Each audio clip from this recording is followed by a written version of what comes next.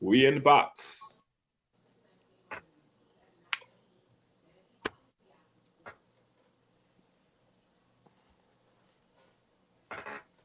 So is the screen like stuck, or we just gonna get it in? Peace. welcome to Two Brothaz An Idea. Yo, They call me Ferdinand, the bringer of balance, leader of many disciplines, and one of your hosts of Two Brothaz An Idea. And I'm here with that dude, Tetaun. He got that wisdom. What's going on, brother? Okay, so I appreciate all the kind words and accolades, bro. This appreciates it. It's always great to have these conversations and talk about these kinds of things. But today, I think it's pretty dope because I have a good friend of mine. Go back, 20, maybe easy 20 plus years. And as we continue having these conversations, you go back to your branches, people that you've been connected to, people that helped you along the way, those that you may have helped. And we maintain relationships. And sometimes you circle back through that vine, man, and you hear these great, amazing stories. And so I wanted to have a conversation with Chef Jesse Seward. And of course, my co-host, man, it's always a blessing to be here. And so we're going to talk about this topic, the future of food and business, and celebrating melanated brothers and sisters who are doing some amazing things all over the world. So was that good enough? Was that straight? That was amazing. I appreciate cool. it. Absolutely. We got it in there. Absolutely. What's going on, brother? How you doing? I'm doing well. How y'all doing tonight, man? So Jesse, I know this probably takes you by surprise. You know, we look back, there's photos of us going all the way back to 2000, 2001. And, you know, our career, we shared a military career together on board the USS Blue Ridge. We've seen some great times. Of course, my comrade sitting next to you also served in the United States Army. And so I wanted to sit around and have this barbershop, this chef talk about, again, the achievements, the success, the journey, how we go from one destination to another destination, the unexpected events that happen in our lives and how we cross these paths together, right? Okay. So I want to know about your career before the Navy. What was your ambitions, your aspirations? How did you go from Ohio, is that if we're correct, from Ohio to then serving in Sasebo, and then Tetaun walking into the ship sec office and turning around and you say, hey, I'm YN3 Jesse Seward. Well, I mean, I started my first job. I got hired at a local steakhouse called Ponderosa. If some of you may or may not be familiar with, it's one of those old school restaurants, steak and buffet type of places. Right. I got hired there on my 16th birthday as a dishwasher. And I always had aspirations of cooking. My mother cooked, my grandmother cooked. That's just what they did. You know, we grew up watching, you know, Emerald, Paula Dean, Martha Stewart, you know what I'm saying? That was Julia Childs. That's what my mother did. She would get those recipes, go buy the stuff, and then make it. So she turned my sister and I's palate up at a young age, you know. So that was something I knew I What does that mean? What does that mean? That means, you know, we were introduced to different foods and cuisines at an early age that, you know, you may not be used to. You know what I mean? That was my thing. Like, that was our thing. Like, every year for my birthday, she would take me to hibachi. You know, that was what we did for my birthday every year up until I was about probably 12 or 13. We went to a Japanese hibachi steakhouse. You know, so my first job was at a steakhouse as a dishwasher. And then I believe one of the cooks either quit or got fired or whatever. And, you know, the kitchen manager was like, hey, Jess, you want to come up here and learn how to, you know, grill these steaks? Right. I'm like, absolutely, you know. So I jumped up there, and next thing you know, I was wearing a tie, and I was like Calvin from McDonald's, the manager. You know what I'm saying? Like, that's what I was doing. And so I did that up until I joined the Navy. So you come into the Navy as an administrative exec because I come from a military family. I came from a Navy family. My grandfather was in the Navy. My uncle was in the Navy. Okay. So they told me, like, hey, I know you love to cook, but you might not want to go in as a cook. Because if you do, you might not come out as a cook. They told you that? Oh, they told me that. They're like, Wow. but you like to type and you like to do this. So you may want to look at going in as an administrative assistant, as a yeoman, because I was good with keyboards. I was good with, you know, just business administration. I was actually pursuing a business administration degree at the time. So that's how I ended up joining as a yeoman. You know what I'm saying? And my goal was to do 10 years, get out, go to culinary school. But I ended up doing 7 years, got out, and went to culinary school. And so that's how I ended up in Virginia, because my last duty station was Key West. Okay, I remember that. Man. Yeah. Man, so I remember you talking about wanting to be a chef, and I think I don't know if we were on the Blue Ridge or not. And I kind of scuffed at it because I was like, man, what are you talking about? I ain't never seen you cook nothing. And you would laugh and this snicker, man. And so to look at what you're doing now in terms of what you have been able to start in Virginia Beach, man, it's absolutely amazing, man. It's absolutely amazing. I appreciate that.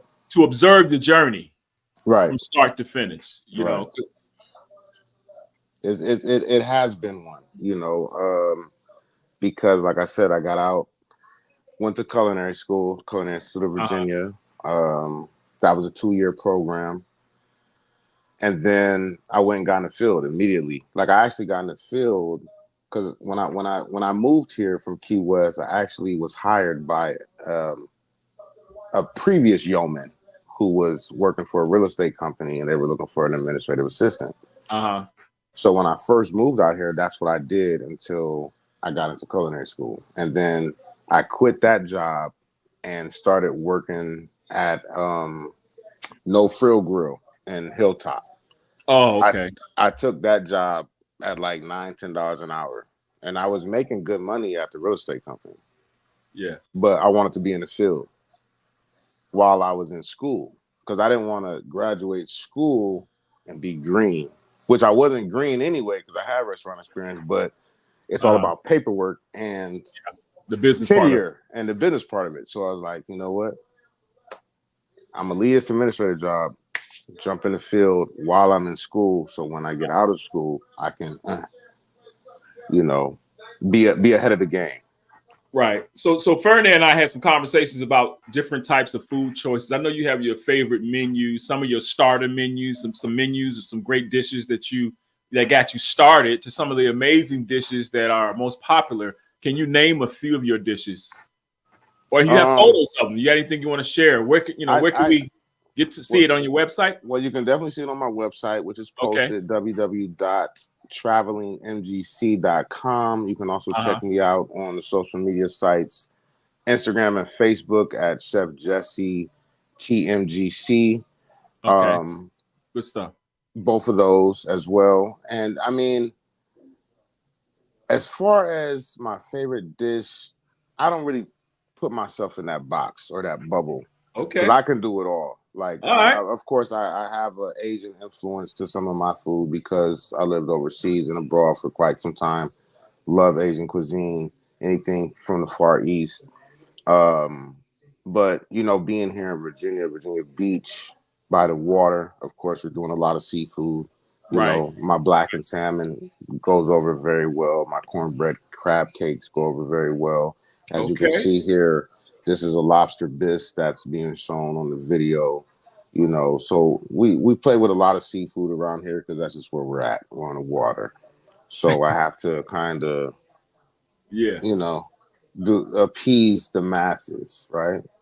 You know, but if it was up to me, I would be, you know, because I've been trained in molecular gastronomy. So, you know, in the background here, I have plenty of chemicals. I can make foams, fears, faux caviars, you know.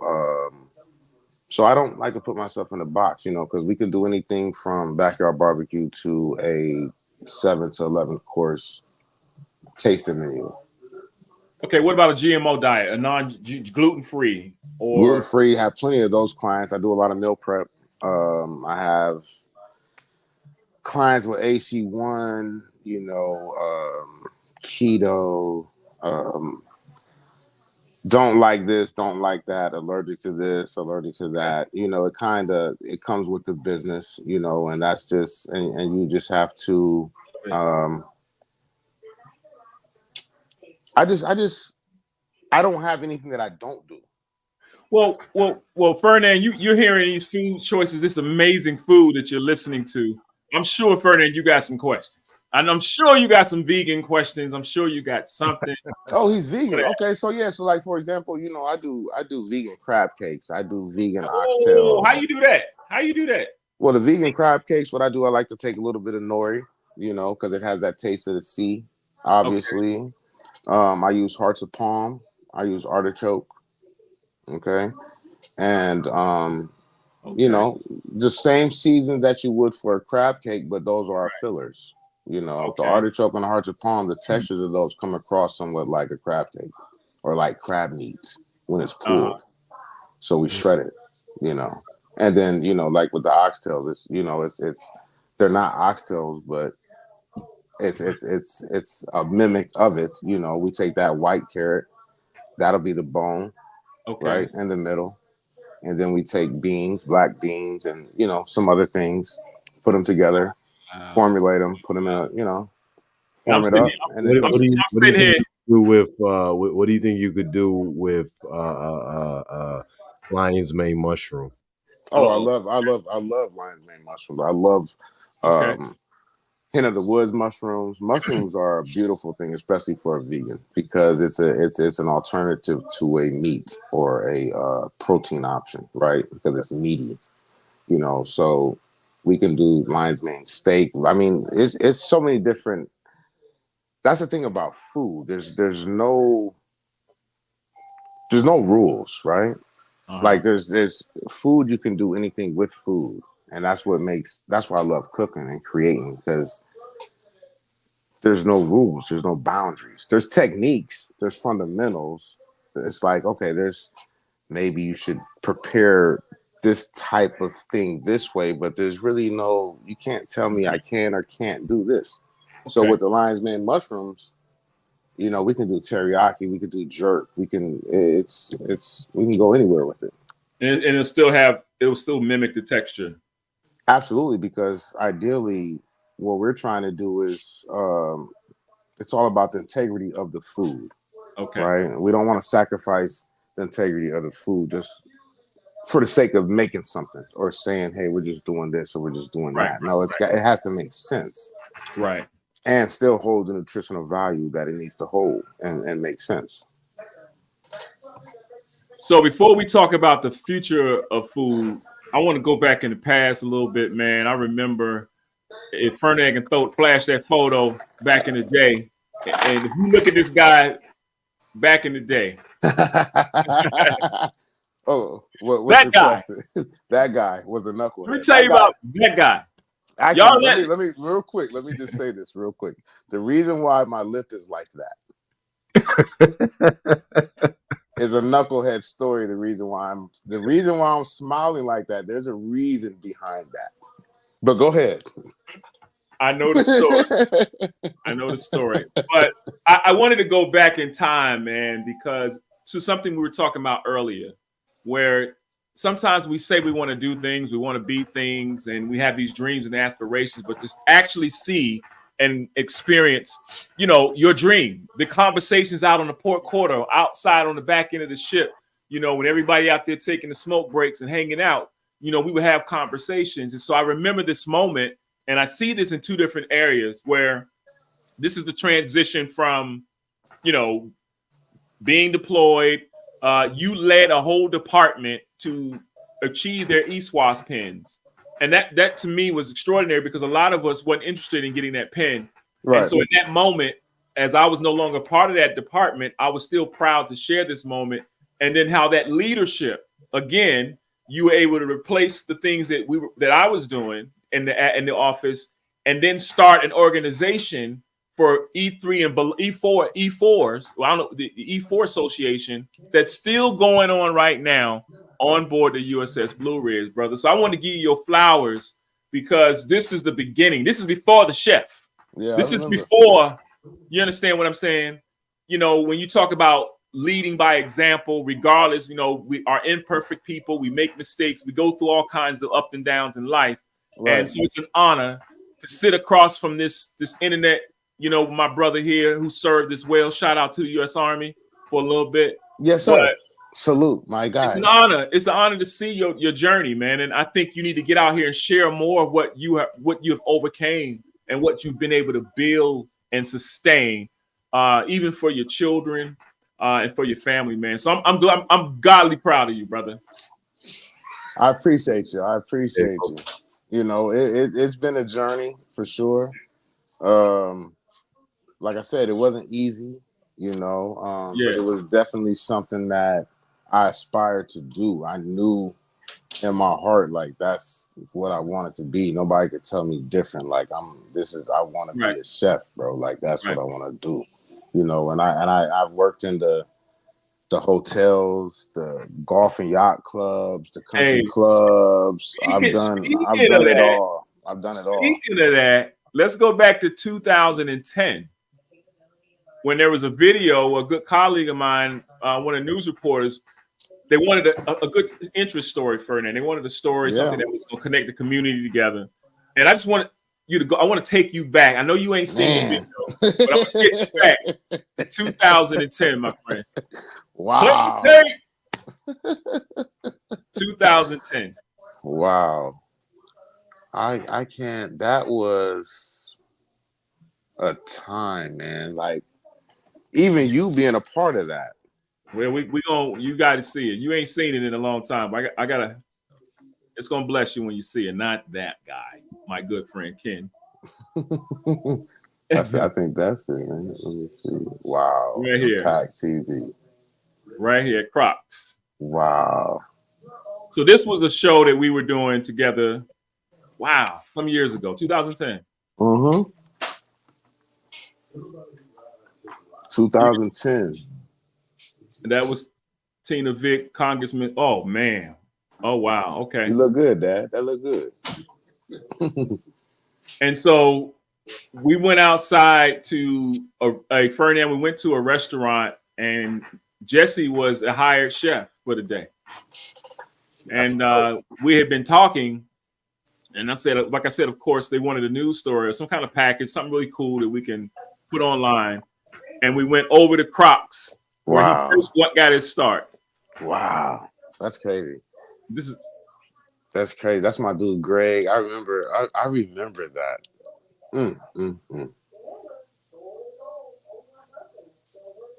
Look, I ain't had no beard or nothing.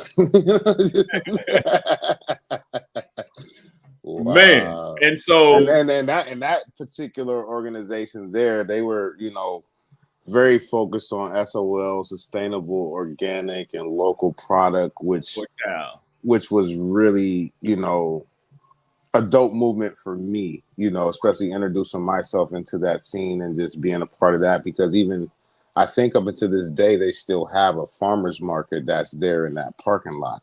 The Old Beach Farmers Market is held there in that parking lot. Wow. Yeah.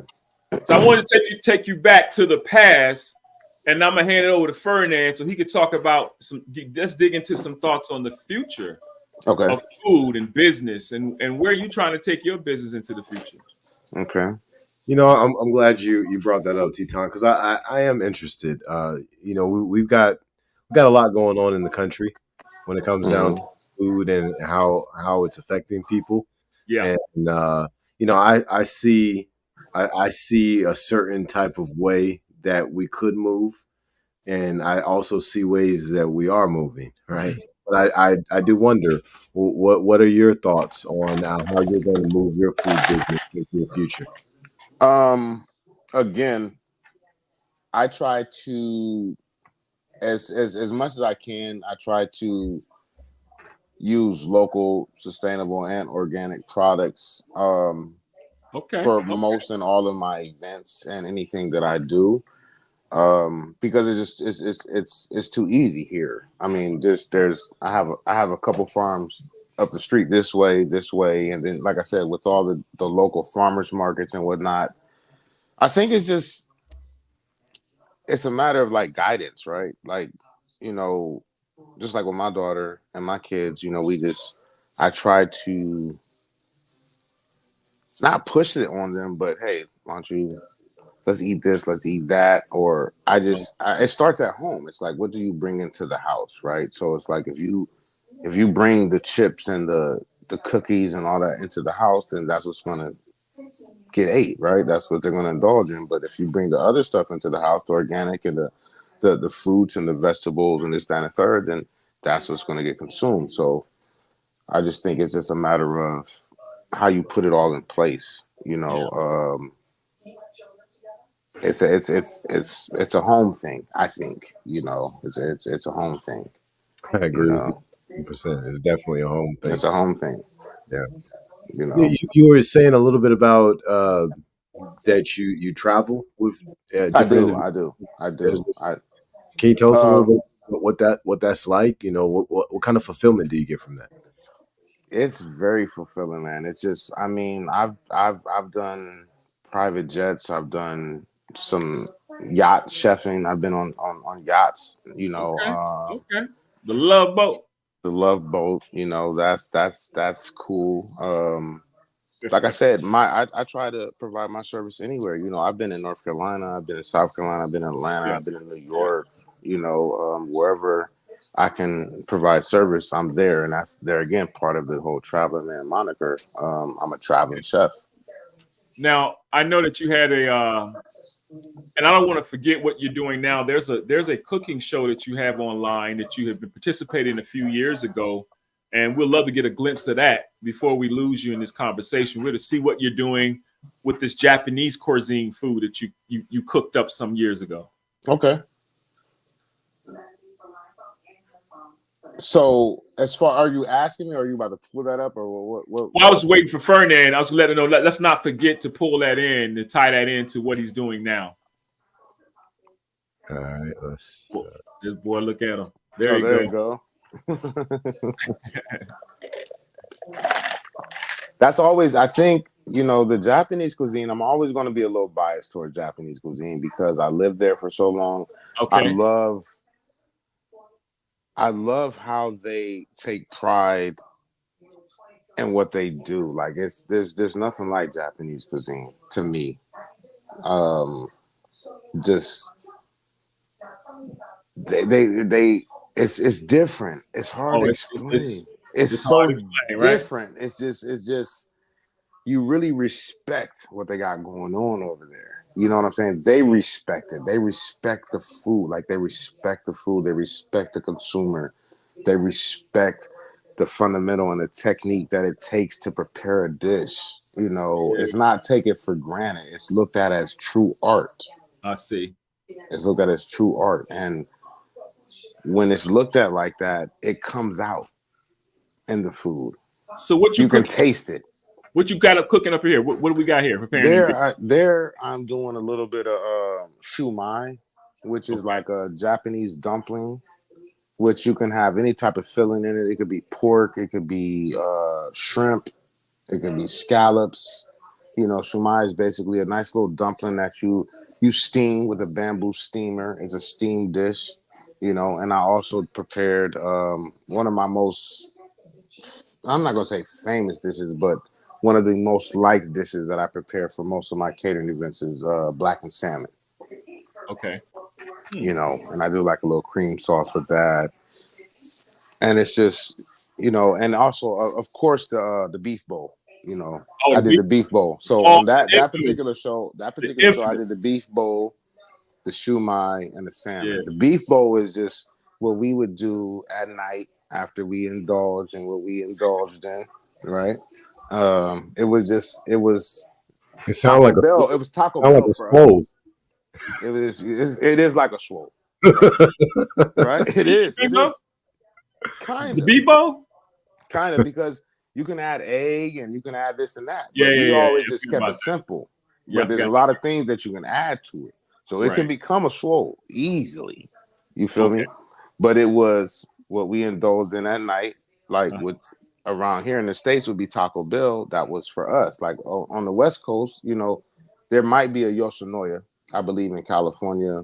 in Yeah. Hawaii, right? San Diego. San Diego, there's a Yoshinoya, right? So Right. Yoshinoya was the joint. That was the beef bowl. That's the beef bowl joint. It's just rice and beef. It's like bulgogi, but not really. It's different because it's Japanese. You understand? You know what I'm saying? It's different. Here we go. So the flavor profile is different. So I tell Flavor people profile different. that beef bowl is something different. I got people asking me on Instagram right now, like, when you gonna run beef bowl again? Will you be able to package it? It's got a certain flavor to it. Would you be able to package the ingredients and ship it off? Well, it's that I could absolutely. I ship food. I get dry ice. I do ship meal prep. I've shipped meal prep as far as Texas. Actually, I don't go to the West Coast. I do the East Coast. Okay. And some of the southern states, because that next day delivery actually turns into 48 hours. But I do ship food. Absolutely. Okay. You know, because the dry ice lasts about 24 to 36 hours. You know what I'm saying? Wow. So it works. Yeah. Yeah. Oh, wow. Oh, yeah. That was big for me for a while, but man, I'm, like I said, man, I'm really proud of you, brother, man. You have really done some amazing things. I know there's a lot more meat to your story, a lot more things that we can unpack. You know, when we talk about fatherhood, when we talk about leadership and business, you know, and then being able to build that journey quietly. Mm-hmm.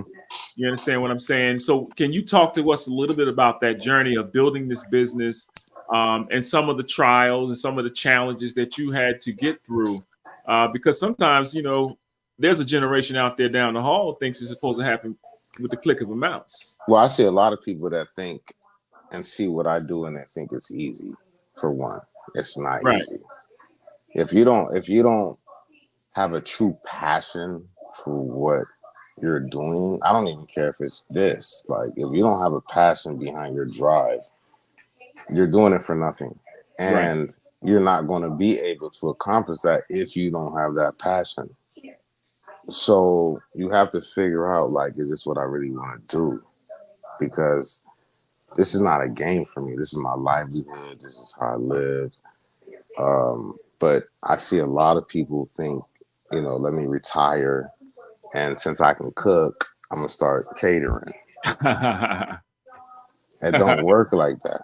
No, sir. And a lot of people don't understand. I'm not even from Virginia. And that's why some of what I do doesn't resonate with a lot of people from Virginia, because I'm not from here. Now that's interesting. Breaking into coming from one city or one community and having to reestablish yourself in a foreign land. Tell me about that journey, sir, because I know that had to be one quite. It was rough. I had to break down walls. I had to break barriers. I had to be like, hey, I'm out here. This is what I do. And, you know, like I said, I was here for 7 years and went to Jacksonville for 6 and then came back for 7. And before I was working, I was in the field. I was in restaurants here. Then I left and then I came back and started my own business. And so a lot of people thought I just popped up, but I didn't. I was already here. I had already been in the field. You know what I'm saying? That's right. I was already in the field. Yeah. So when I left and came back, I'm like, oh, well, I didn't already peep the scene. I'm about to do it like this. And that's what I did. I'm from Ohio. I'm from Akron, Ohio. You feel me? And so when I came out here and started doing my thing, I wasn't trying to step on nobody's toes or nothing, because you got, when I drive down the street, you got Chick-fil-A, Arby's, McDonald's, Burger King. They all on the same street. Right. They run right across from each other. They got options. So everybody's eating. Everybody's can eat. Right. So why be mad at me? I just came out here. I just do what I do. But a lot of people don't understand. I really come from restaurants. Like, I was in restaurants for 14 years. I did the line cook. I did the sous chef. I did the garde manger. I did the fry cook. I did the pass. I did the boom, boom, boom. So I have that experience, but a lot of these folks out here don't. They don't have that restaurant experience. And that kind of deciphers, and you can kind of tell who's polished and who's not polished. who comes from what and who doesn't come from what. Right. I remember attending. I think you had an event. I think it was in Chesapeake or Norfolk some years ago. There was what was it? Might have been a brunch. No, it was a grits. Oh, the shrimp and grit contest. Shrimp and grits contest. Mm-hmm. And it was a small venue, but to your point, what you were saying earlier, your dish and the dishes that you had prepared for the competition was so far unique and different because it's so different. I had purple grits. Had purple grits. And they were like, what?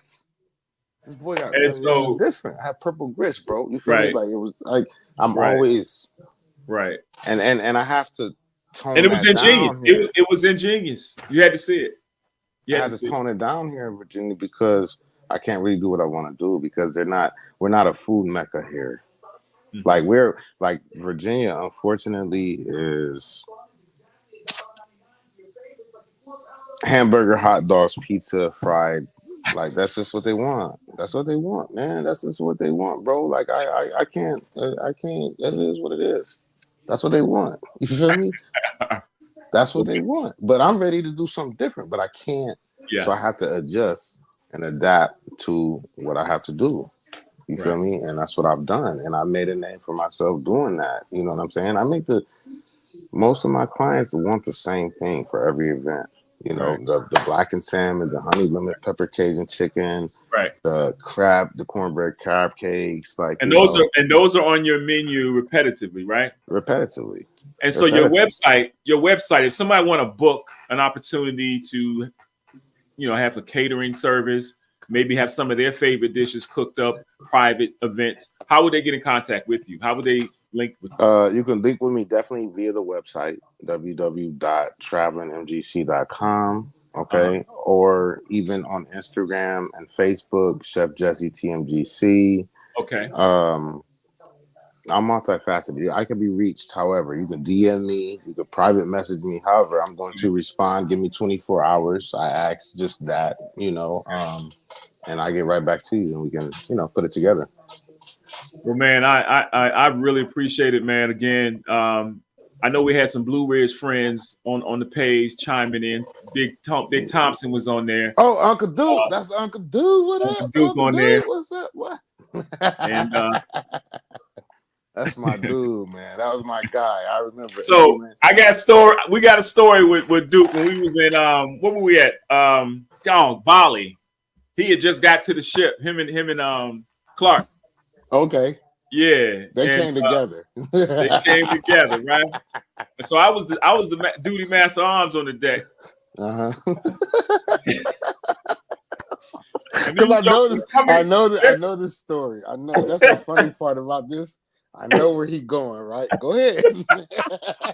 Hey, listen, it was crazy, man, because you got these two young cats, and all I can remember is seeing myself. You know what I'm saying? I don't want to be late. I don't want my ID card taken. I don't want my liberty taken from me. And, in that moment, I was just like, wow, okay. And so although I played the hard card and, you know how we had to do a little military, it was an opportunity to say, okay, bro, here's your card. Let him slide because somebody did it for me.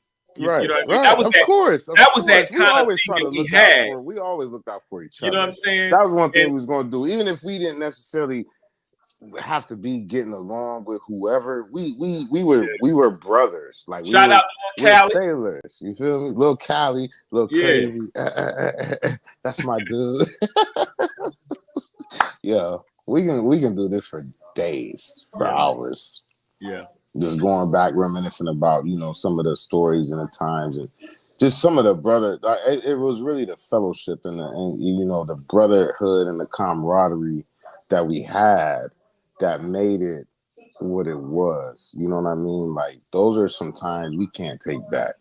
Yeah. Like nobody can replace that. Like we were like, like that was, like that was family. That's who you woke up with. That's who you went to sleep with. Yeah. That's who you did all your shit with. Like these are our brothers, bro. Like, and people have to understand that camaraderie. That'll never go away. I might not talk to some of them. I might not talk to y'all all the time or whatever, but like, that was something we never can, you know. It's That's not. it's crazy. It's not as exciting as the Army stories or combat camera, but we had I some don't crazy, know. I don't know about that. we had some crazy times in Brisbane, Australia, when I almost missed ship's movement. Yo, you. Hey, listen, you got your blazer on, but whatever. My dude, you know, Man. we had some times, bro. Well, man, I just appreciate this moment. I know we're pressed for time, man, but thank you for sharing your craft, absolutely, hey, sharing thank you. Your experience, your career, you know, and just relaxing with us, man, and kicking back in the kitchen, man, and just talking about life. Being a father, man, you have a baby girl. How's baby girl now? She about 10? No, 13. 13. Oh, eighth grade. Yeah, 8th grade. Yeah, she hit me with the sneakers. She had sent me a text earlier with the sneakers, like, "Hey, oh yeah, these are sneakers I need." I'm like, "Damn, did you do them dishes?" But I got you. I'm gonna get them because you know why? I can't let nobody else get them, so I got them. That's right. I got them. She got them. I kind of want them myself, but I can't pay that twice. Yeah, so I was like, all right, I got you.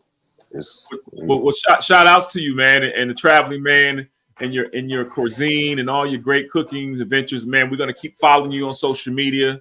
Keep looking at your Instagram. We're gonna stay in touch, man. I think that this is a great accomplishment, a great conversation, and a great way to catch up.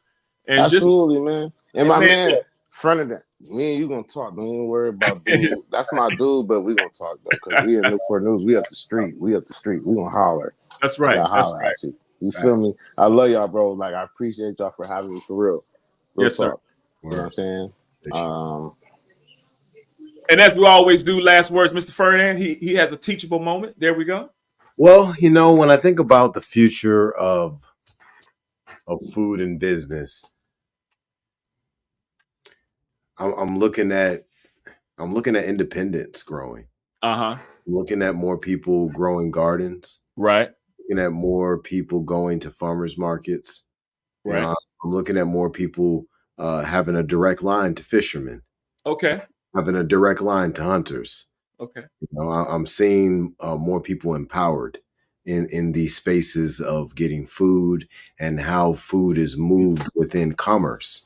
Okay. I can easily see new grocery stores coming to light in the years to come. I can see chefs, you know, who are doing amazing things to bring us food that is going to help us rebuild ourselves. Right. Help us to become whole. Right. So I see a bright future through a lot of smoke, through a lot of haze, but there's a bright day coming in food and business. Okay. All right. That sounds good, man. You brought chills in my spine, man. That's a sound bite from Alfred Hitchcock. You know, I got you. You sound so deep and mysterious. I believe you. Matter of fact, I see it. Look, I start seeing it in the air. There it go.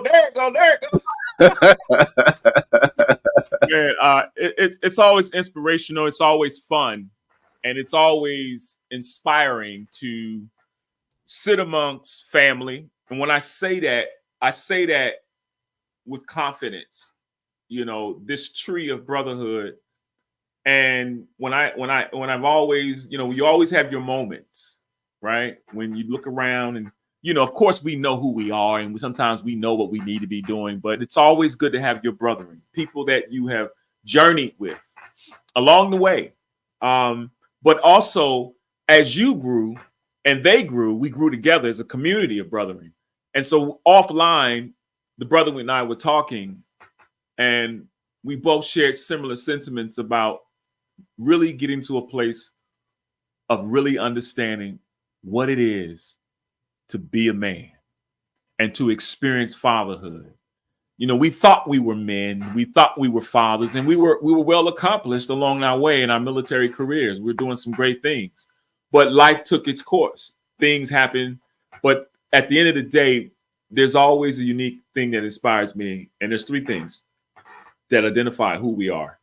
Men that will create, continuously create. because we have to keep creating.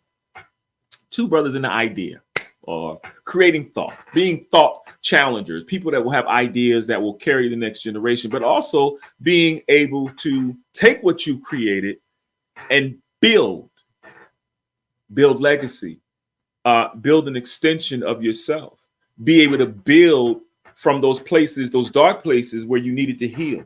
And now you're able to take all that rubbish and regroup, right?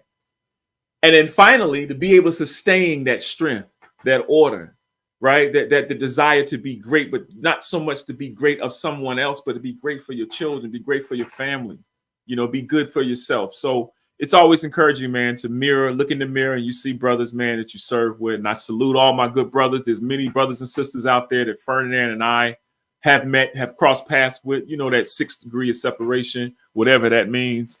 And so again, brother, thank you, Ferdinand, for this platform, sir. And, I really enjoy these conversations, man. Two brothers in the idea. Sometimes we agree. Sometimes we'll say, okay, well, I'll hit you back later. We'll talk about it another time. You know what I mean? But you've always been a gentleman. You've always been a class act, brother. And, I'm looking forward for greater things to happen in the near future. So salute to you and all your listeners and followers. Like, follow, and share, man. You got to do better at that. You have to do better at this. I appreciate those kind words. You got to do better. I think what you said prior to the humor was very, very profound. Very profound. I think what I'll leave everybody with is what I hammer all the time. I love every person out there to have the armor of God around them in these days that are to come that are uncertain. And for you to achieve that armor of God, you don't need to go buy Teflon. You don't need to go and buy Smith & Wesson. You don't need 5.56 or 9mm. What you need is maturity, accountability, responsibility, humility, and sacrifice at the spirit, mental, and physical levels. And this will be the goat's blood over the door as Pharaoh's curse comes down the pipeline. But in the meantime, while you're working on that, expose your gift.